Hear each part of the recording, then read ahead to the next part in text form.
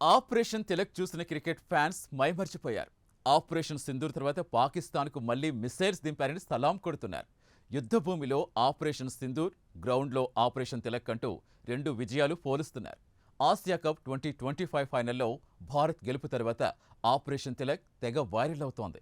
మరోవైపు టీమిండియాను గెలిపించింది మావాడే అని తెలుగువారంతా గొప్పగా చెప్పుకుంటున్నారు. 19.1 ఓవర్లలో 146 పరుగులకు పాకిస్తాన్ ఆలౌట్ అయింది.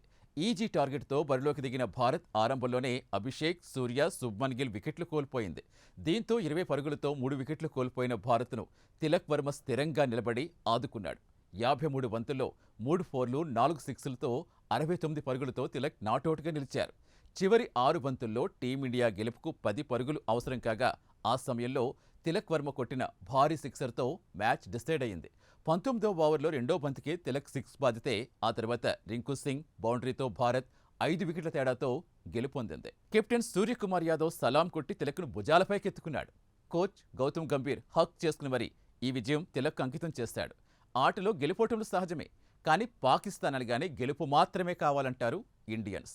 యుద్ధమైనా ఆటైనా వార్ వన్ సైడే ఉండాలని ఆశిస్తారు.